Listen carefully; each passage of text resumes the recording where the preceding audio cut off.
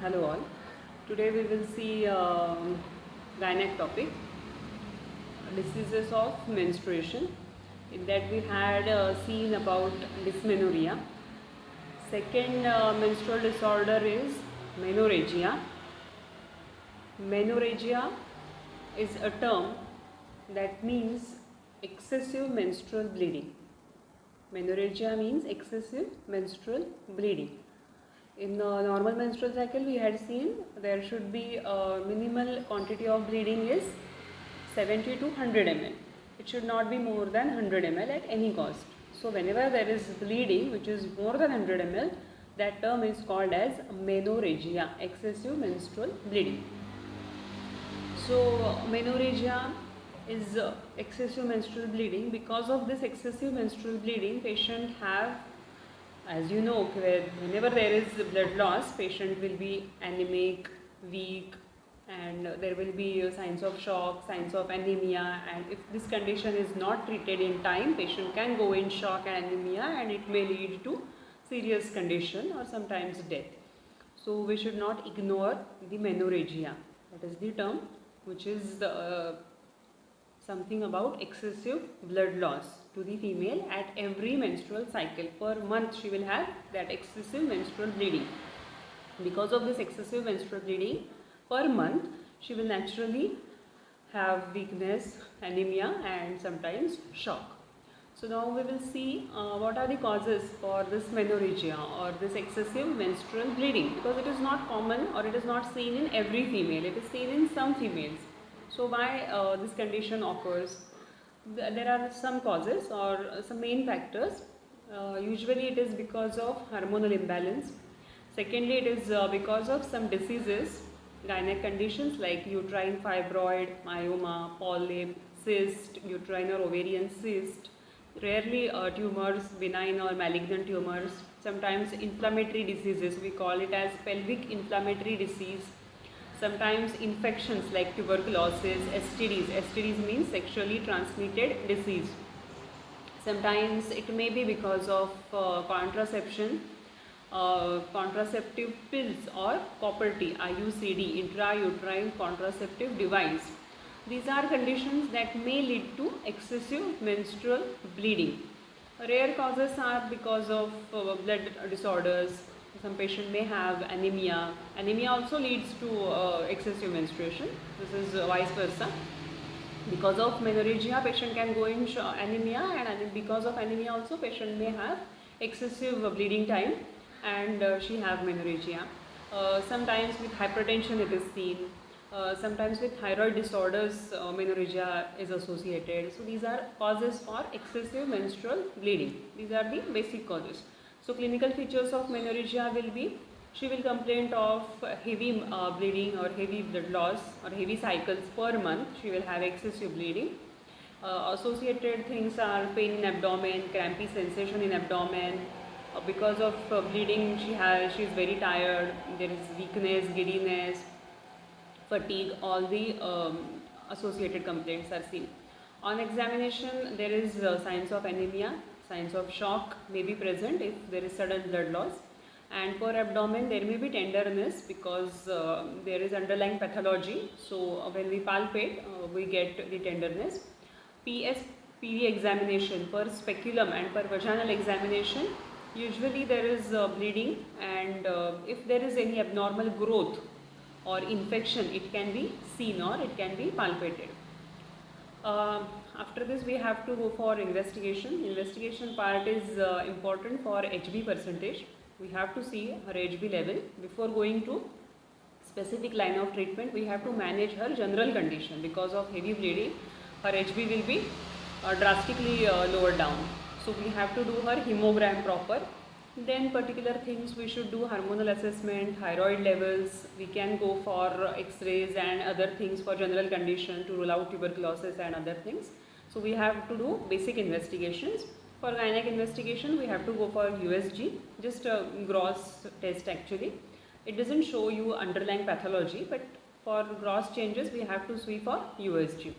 And if there are any changes which are seen in USG, it's okay, we can treat that. But if we cannot see underlying pathology in USG, we have to go for laparoscopy. Laparoscopy, you must be knowing, it is a surgical procedure where we insert a scope in her abdomen, laparoscope, and it is visualized. Magnified image is seen on the screen where there is pathology in her abdomen, we can see by that laparoscope. So any minor cyst or minor or small size tumor or any inflammatory mass is there, with that laparoscopy we can remove that. So it is investigative procedure as well as it is a treatment also. So this comes under our investigation part. Now treatment part is basic, is treatment for her bleeding. We have to stop her bleeding by anyhow. So we have to manage that bleeding condition. We have to start her oral contraceptive pills. That pills are combination of estrogen and progesterone hormone. So we have to start that pills. Before that, if there is heavy blood loss, we have to manage her by IV fluids, admission, basically admission of her to a hospital. Then IV fluids to maintain her blood pressure and all. If needed, blood transfusion is also required sometimes, or injectable iron B complex is given, and her general condition should be improved. And after that, oral contraceptive pills should be started to control her bleeding. And when her bleeding is controlled, her general condition is normal, we have to do her particular test, like if where there is infective focus, where there is a mass or any abnormality like fibroid or anything, we have to treat that condition as a surgery procedure and remove that particular focus that is leading to excessive menstruation. So that term is menorrhagia. Homeopathic remedies, as you had written in previous also, Sabina, Sepia, Sickle corn, all do well. So go through it and prepare the. Now we had discussed about menorrhagia, that is excessive menstruation. Usually it is because of some pathology or infective mass, but there is a specialized form of menorrhagia that is called as DUB.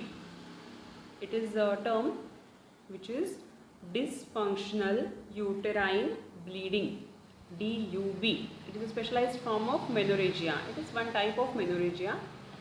It is dysfunctional uterine bleeding. Now definition of DUB is, this is a form of menorrhagia where there is excessive menstruation but there is no underlying pathology or there is no particular cause. Anatomically, structures are normal. That means there is no pathology or disease of uterus, fallopian tube, ovaries or any disease. There is no underlying disease, but there is excessive menstruation or heavy menses. That is called as DUB. Okay. So for definition, just to revise, DUB is, it is a specialized form of menorrhagia where there is excessive menstruation without underlying pathology or without any reason there is heavy menses. Okay. There is no structural loss or there is no structural cause. That is dysfunctional uterine bleeding. Now this DUB deals with excessive menstrual bleeding where blood loss is, again, it is more than 100 ml and usually it is seen in. So DUB, we have types of DUB, that is basically there are two types of DUB, or you can call it as causes of DUB. As you had understand that DUB, it is a dysfunctional uterine bleeding where there is no structural anatomical cause. That means there is no pathology, there is no underlying disease, but it is a heavy menses. Why it should be like heavy menses? Because of some hormonal imbalance. There is actually improper settlement of hormonal cycle. There is improper level of hormones. So DUB is relating to hormonal level. So types or causes of DUB is ovulatory and unovulatory. Ovulatory DUB means menstrual cycle where there is excessive menses but there is no ovulation, that is unovulatory, absence of ovulation. Ovulatory DUB means there is excessive menstruation, that is DUB with ovulation. That means in that menstrual cycle normal ovulation takes place. Okay. So unovulatory and ovulatory. Unovulatory is absence of menstruation and ovulatory is in presence of ovulation. So these are two types or basically causes of DUB. Important pathological change or important cause of DUB is actually, for that we have to just revise menstrual cycle, physiology of menstrual cycle. Because of this only I have told you to go through in detail for menstrual cycle. In menstrual cycle, there are phases of menstrual cycle that we had discussed in menstrual cycle lecture. So in that, there is a follicular stage, luteinizing stage, secretory stage we called it as. And initially, whenever there is ovulation, there is secretion of estrogen hormone, and after that there is secretion of progesterone hormone. Now this progesterone hormone is very important because secretion of progesterone hormone leads to vasoconstriction. Vasoconstriction, you must be knowing, it is a constriction of blood vessels. Because of constriction of blood vessels are closed, and because of this hormone secretion, vessels are closed, and normally in normal menstrual cycle bleeding stops after 5 to 6 days. If there is no secretion of progesterone, there will be no vasoconstriction. Blood vessels will be not closed, they are open and they are dilated, and there is continuous bleeding. So it is in short pathology of DUB. DUB, it is dysfunctional uterine bleeding without any anatomical or structural cause relating to hormonal imbalance. In normal menstrual cycle, there is secretion of progesterone hormone that leads to vasoconstriction and causes the constriction of blood vessels and bleeding stops. But if there is absence of ovulation, there will be no secretion of progesterone, and if there is no secretion of progesterone, ultimately there is no constriction, vessels are dilated and there is continuous bleeding. So in DUB, actually this pathophysiology takes place. There is absence of progesterone, and because of absence of progesterone there is heavy blood loss. So this is a basic cause of DUB. So we had discussed about ovulatory and unovulatory types of DUB. Now we will see in detail about unovulatory types. In unovulatory DUB, the types or the main phrases are prepubertal DUB. That means before puberty, cycles are just started and there is no proper level of hormones. Hormones are not settled. Actually menses takes place, but there is no particular secretion of hormones. So there is imbalance of progesterone hormone. So because of imbalance of progesterone hormone, there will be no proper constriction of blood vessels and excessive bleeding takes place. So that is prepubertal DUB. Secondly, we can see about menopausal DUB. Menopausal age means where menses are going to stop after 45. So there is also again same thing, imbalance of hormonal cycle, and because of low level of progesterone secretion, ultimately there is excessive menstrual flow. Second is or third is some conditions, psychological conditions where there is improper or there is hormonal imbalance that may lead to excessive menstruation, or that is DUB. So these are unovulatory. Now we will deal with ovulatory type. In ovulatory, we have ovulation, but it is improper. So there are two types: improper shredding and improper ripening. Improper shredding means there is improper shredding of hormones, there is no balance of shredding, and improper ripening means there is improper maturation of corpus luteum. So these are two conditions where there is imbalance of hormonal level that leads to excessive bleeding. So this is about causes of types of DUB. You have to do, or you have to see for a type which I had not mentioned or discussed, that is called as metropathia hemorrhagica in DUB. You go through it and tell me what it is. Now next is clinical feature. As we had discussed in menorrhagia, patient will have excessive bleeding. Because of bleeding, she have fatigue, weakness, sometimes pain in abdomen, and signs, we have signs of anemia, signs of shock, per abdomen tenderness, PSPV, bleeding is seen. Investigation part, routine investigation, blood investigation, USG, laparoscopy. Treatment part is basic settling of her general condition, proper treatment for her hemoglobin level, and then we have to go for hormonal treatment. As in this patient, progesterone level is actually lowered down, so we have to give injectable progesterone or in the form of tablet, or commonly it is oral contraceptive pills which are easily available. So we give OC pills to her for 1 month or 3 months course, and then this bleeding usually stops. Because there is no underlying pathology, we don't have to go for any surgical treatment. Now we had come across the main term, that is menorrhagia along with DUB. Now other diseases of menstruation are metrorrhagia, that means irregular bleeding between periods. That means as we had known, okay, there is 28 days cycle. So these patients complained of there is bleeding in between the cycles. That means bleeding after 15 days, after 20 days. So metrorrhagia is irregular bleeding between menstrual cycle. And because of this irregular bleeding also, patient have excessive blood loss and patient may go in anemia or shock. This condition should be also discussed like menorrhagia only, because metrorrhagia is irregular bleeding, and this irregular bleeding is mainly because of some pathology or some disease or some condition, infective condition or any hormonal condition. So causes are same like of menorrhagia. There may be gynec conditions like fibroid, cyst, tumor, inflammatory focus, tuberculosis like infection, STD like infection, or hormonal imbalance, or diseases like thyroid disorders, diabetes, anemia. These are the causes for metrorrhagia also. Also some habits of some drugs or smoking, alcohol. Again, nutritional factor, anemic patient, obese patient, all these things contribute to metrorrhagia or irregular cycles. Usually this condition is seen after 35 to 40 age. Rarely it is seen in young girls. And patient have clinical features. Same patient will give history of irregular bleeding. She have 3 to 5 days normal cycle, and again she will have bleeding after 15 to 20 days, and this remain for a week or more than that. And because of this bleeding she has weakness, giddiness, tremendous fatigue is seen because of continuous bleeding.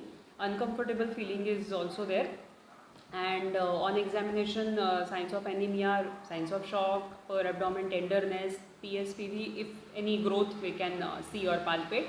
Treatment investigation part, we have to do all the investigations, routine investigation, USG, if possible laparoscopy. Treatment part is basically settling her general condition by giving IV fluids or iron injections or any hematinics to maintain her hemoglobin level, to maintain her general condition. And we have to give her hormonal treatment for 3 months minimum. And after that we have to watch if cycles are regular. If hormonal cause is there, cycles are usually regular after 3 months of hormonal treatment. If not, we have to go for a particular cause. If there is cyst, tumor, any infective focus, we have to go for surgical thing. That is metrorrhagia.